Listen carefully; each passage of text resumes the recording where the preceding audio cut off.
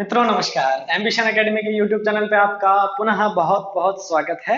आज हम चर्चा करेंगे कि इलेक्ट्रिक डाइपोल मूवमेंट के कारण किसी पॉइंट पर इंटेंसिटी ऑफ इलेक्ट्रिक फील्ड कैसे फाइंड किया जाता है। देखिए आप इसे, यह माइनस क्यू चार्ज है, यह प्लस क्यू चार्ज है। दोनों चार्ज बहुत ही नजदीकी दूरी पर स्थित है, इसलिए बहुत ज्यादा नजदीक हैं। ठीक है, ये ए बहुत ज्यादा छोटा है, इस कारण ये दोनों एक युग्म की तरह, एक पेयर की तरह काम करेंगे और यह पूरा का पूरा इलेक्ट्रिक डाइपोल मोमेंट कहलाएगा। इस इलेक्ट्रिक डाइपोल डाइपोल मोमेंट का मिड पॉइंट है O। इस मध्य बिंदु O से R दूरी पर स्थित बिंदु P है। इस बिंदु P पर इंटेंसिटी ऑफ इलेक्ट्रिक फील्ड हमें ज्ञात करनी है, जो कि ये इस लाइन को हम अक्षीय रेखा कहते हैं, इसको इक्वेटोरियल लाइन कहते हैं। तो अक्षीय रेखा पर R दूरी पर स्थित बिंदु P पर विद्युत क्षेत्र की तीव्रता का सूत्र स्थापित करना है। We want to find out the intensity of electric field at point P which is located from distance R from point O। Okay, तो अब हम देखेंगे कि प्लस क्यू के कारण वहां पर विद्युत क्षेत्र की तीव्रता कितनी होती है। इसको नाम ए बिंदु नाम दे रखा है, इसको बी बिंदु नाम दे रखा है।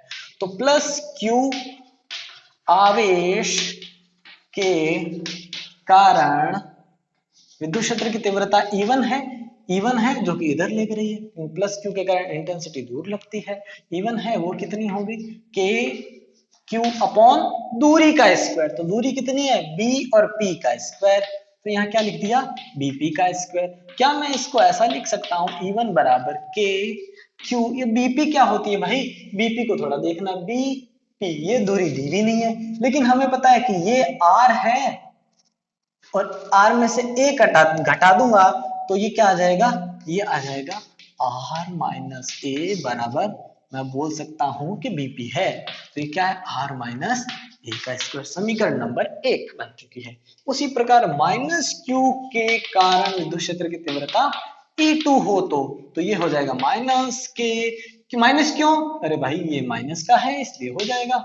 यह कैसे हो जाएगी, ये आर प्लस ए का स्क्वायर। ये कैसे लिख दिया सर आपने, ये देखो भाई, यहां से लेके यहां तक की दूरी का वर्ग करना है। इस आवेश को लिखना है के 1/4 पाई एप्सिलॉन नॉट, वो लिखना है। आगे माइनस का चिन्ह, क्योंकि क्यू माइनस का ये लगा दिया, अपॉन में डिस्टेंस का स्क्वायर। तो यहां से यहां तक की जो डिस्टेंस है, यहां तक की आर, यहां तक की ए, तो आर प्लस ए बराबर ये हो जाएगा हमारा डिस्टेंस एपी। तो ये हो जाएगा समीकरण नंबर 2। यदि total intensity of electric field is E, कुल विद्युत क्षेत्र की तीव्रता ई हो तो मैं क्या कह दूंगा, ई बराबर E1 प्लस E2।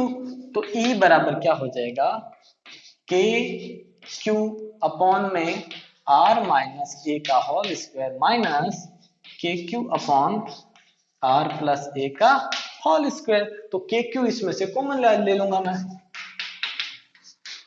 के क्यू कॉमन आ जाएगा, 1/r माइनस ए का whole square minus 1/r plus A का होल स्क्वायर। ये हो जाएगा। एक बात आप मित्रों ध्यान रखना, r बहुत बड़ा है, a बहुत छोटा है, क्योंकि द्विध्रुव आघूर्ण का अर्थ ही हमने पढ़ा था कि बहुत ही पास में स्थित दो आवेशों के विपरीत युग्म को। तो इस प्रकार के यहाँ लिख दिया, क्यों यहाँ लिख दिया, हम इसका एलसीएम ले लेते हैं। तो ये क्या हो जाएगा, आर माइनस ए का स्क्वायर आर प्लस ए का स्क्वायर, ये इससे घटा तो ये यहाँ पे आर प्लस ए का square minus are minus A का स्क्वायर। तो ये ई बराबर के क्यू। फिर देखना, इसको बोलो ए माइनस बी ए प्लस बी, ए प्लस बी ए माइनस बी, ए स्क्वायर माइनस बी स्क्वायर। याद करो, ऐसा फॉर्मूला हमने बचपन में पढ़ा है, थोड़ा सा याद करा देता हूँ। ए स्क्वायर माइनस बी स्क्वायर, फिर क्या हो गया, ए प्लस बी ए माइनस बी, इसका गुणनफल हो गया। तो मैं इसको ऐसा लिख सकता हूँ, R square minus A square का होल स्क्वायर। समझ आई क्या बात, ठीक है। तो इसका स्क्वायर खोल दूं, R square plus A square plus 2 R A minus R square plus A square minus 2RA। तो अब देखना थोड़ा सा, के लिख दिया, क्यू लिख दिया, थोड़ा देखना, इसको ऐसे लिख देता हूँ, R square minus A square का होल स्क्वायर। यहाँ देखना, इस ब्रैकेट को जैसे ही मैंने ओपन किया तो ये माइनस यहाँ वाला प्लस, ये माइनस प्लस हो गया, प्लस माइनस हो गया। तो ये मेरी बात को समझना, ए और ये ए कैंसिल, ये आर और ये आर कैंसिल, क्योंकि प्लस का है माइनस का है, घट गया, घट के जीरो हो गया। 2RA 2RA मतलब 4RA। इस बात को समझने का प्रयास करना। अब हम देखेंगे, मैंने आपको बता रखा है कि आर बहुत बड़ा है ए से, तो क्या हो गया, ए स्क्वायर अप्रोक्सीमेटली जीरो होगा। ये क्यों सर? अरे भाई हमने पढ़ रखा है कि 0.3 का स्क्वायर जब पढ़ते हैं तो ये होता है 0.09। एक से छोटी संख्या का स्क्वायर करने पर उससे भी छोटी संख्या आती है, हाँ आती है।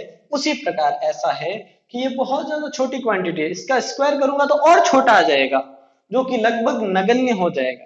तो हम इसे नेग्लिजिबल मान के जीरो कर देते हैं, इसको छोड़ देते हैं। एक और बात आप पता रखना, हमने पढ़ रखा है जैसे इलेक्ट्रिक डाइपोल मोमेंट में एक बात पता होनी ही चाहिए अपने को, पी क्या हो सकता है। अभी हम चर्चा कर लेते हैं, पहले इसको देख लें। तो इससे क्या हो गया, के क्यू यहाँ पे 4RA अपॉन में आर की पावर 4। इस आर की पावर 4 से ये आर कैंसिल हो जाएगा। तो चलो मैं यहां पर लिख देता हूं, तो E बराबर अपना क्या आ जाएगा, के क्यू 4A अपॉन में आर की क्यूब। तो कह सकते हैं कि ये फॉर्मूला है, लेकिन हमें P की फॉर्म में चाहिए तो हम फॉर्मूला अलग तरीके से निकाल सकते हैं। क्यों नहीं निकाल सकते हैं मित्रों, एकदम निकाल सकते हैं, थोड़ा देखने का प्रयास करना।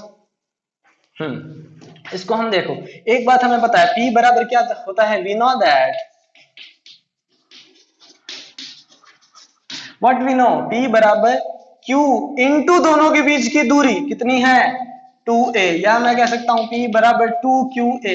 ये पता है अपने को, इसको मैं इसके अंदर रख रहा हूं, देखना। तो कैसे, यदि मैं इसको नाम दे दूं इक्वेशन नंबर 3, इसको नाम दे दूं इक्वेशन नंबर 4, तो कह सकता हूं फ्रॉम इक्वेशन नंबर 3 एंड 4, देखना। तो मैं E बराबर उसको कैसे सेट कर रहा हूं, के 2QA इंटू 2 अपॉन में आर क्यूब। उस 4 को मैंने ब्रेक कर लिया 2 इंटू 2 में, Q और A को अलग कर लिया। तो अब मैं कह सकता हूं E बराबर 2KP upon R cube. This is the formula of intensity of electric field due to a dipole at axial line. Okay, तो इस बात का आप थोड़ा ध्यान रखना और हम इसे प्राप्त कर लेंगे। इसको हम ऐसा भी लिख सकते हैं, ई अक्ष कह देंगे कई लोग, ठीक है। इस बात को ध्यान रखना और वीडियो को पोस्ट करके पीछे वाला भी देख लेना, आपको पता चल जाएगा। एक और बात ध्यान रखना, जैसे जैसे डिस्टेंस बढ़ती जाएगी ना, 1 अपॉन आर क्यूब की फॉर्म में ई की वैल्यू भी बढ़ती जाएगी। ठीक है, आज के लिए इतना बहुत है, धन्यवाद।